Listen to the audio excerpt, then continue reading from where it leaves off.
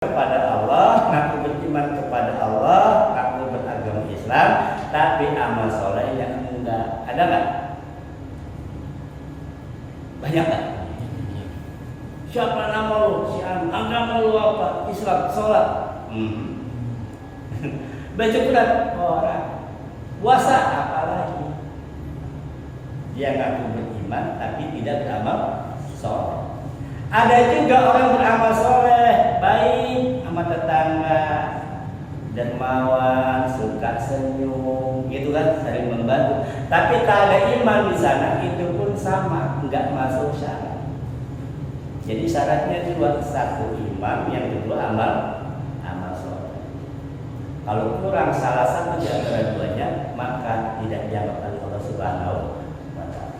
Makanya seringkali Pak, di dalam hadis-hadis Rasulullah, seringkali Rasulullah itu menyandingkan keimanan seseorang itu iman kepada Allah dengan iman kepada hari kiamat. Contoh hadis kita sudah baca tuh, hadis Imam Nawawi kan. Man amana billahi wal yawmil akhir. Barang siapa yang beriman kepada Allah dan hari akhir, apa kata Rasulullah? Faliyakul khairan aw liyasmut. Hendaklah berkata baik atau diam. Lanjutannya, man amana billahi wal yawmil akhir falyukrim jarahu. Man amana billahi wal yawmil akhir falyasil rahiman. Jadi banyak sekali hadis-hadis Rasulullah yang menggandeng iman kepada Allah dengan iman kepada para malaikat, iman kepada hari kiamat. Rukun iman ada berapa Pak ini? Rukun iman ada 6. Pertama iman kepada Allah, yang kedua iman kepada malaikat, yang ketiga kepada kitab-kitab, yang keempat kepada rasul-rasul, yang kelima kepada hari kiamat, yang keenam pada qada dan qadar. Pertanyaannya, kenapa Allah menggandengkan 1 dengan 5? Yang 2, 3, 4 dan 6-nya nggak dibawa? Karena memang kenapa Rasulullah bilang siapa yang mengaku beriman pada Allah dan malaikat maka berkata baik atau dia bukan itu yang Rasulullah gunakan. Baik siapa mengaku iman kepada Allah dan pada Rasulnya maka hormati dan taat. Tapi yang digunakan adalah barang siapa mengaku beriman kepada Allah dan hari akhir. Pertanyaannya, kenapa selalu hari akhir atau hari kiamat yang digandeng oleh Rasulullah? Para ulama berpendapat bahwa karena memang hidup kita yang kita lakukan harusnya dimensi-dimensi akhirat, tujuan-tujuan akhirat. Kita sedekah tujuan untuk apa?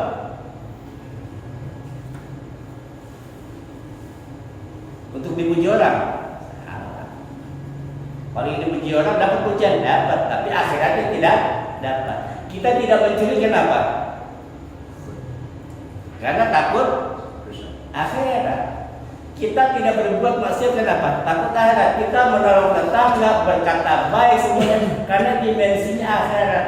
Bahwa apapun yang akan kita lakukan, sekecil apapun pasti akan ada pertanggungjawabannya. Ingat, hidup adalah pilihan. Namun setiap pilihan pasti ada konsekuensinya. Illal ladzina amanu wa amilus sholihat. Tadi apa? Falahum ajrun ghairu mamnun. Itu apa? Ghairu mamnunnya. Maka bagi mereka dapat pahala yang tidak ada putus. Pahala yang tidak ada putus. Mamnun ini ada dua pendapat. Kalau tak mengatakan mamnun artinya yang pertama terputus.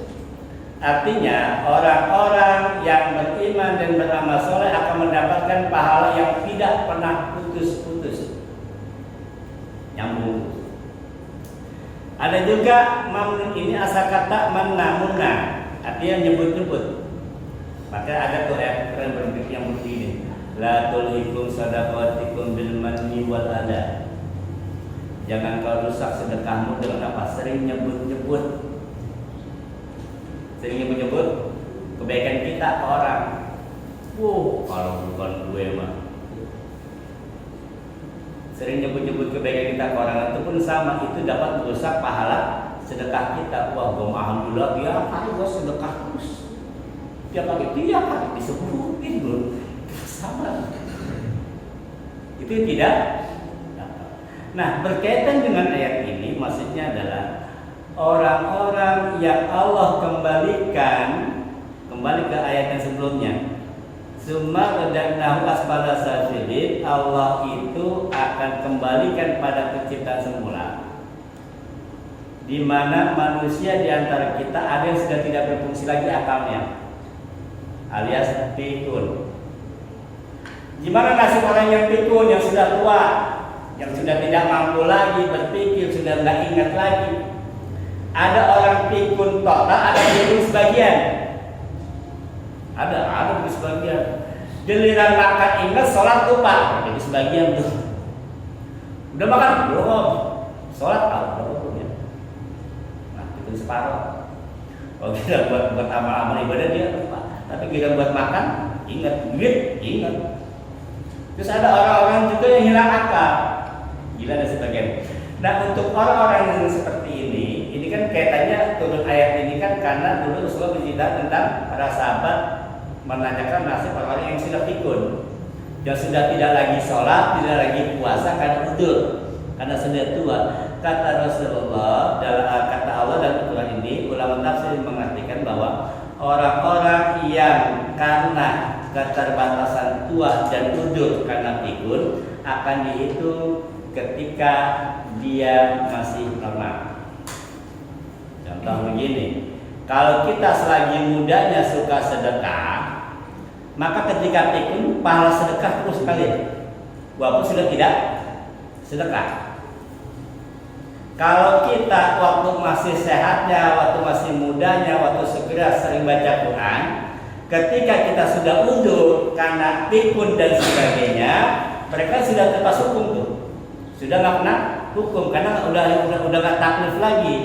Nah, mereka akan terus dapat pahala sebagaimana dahulu ketika dia masih mengerjakan amal ibadah ketika masih sehat.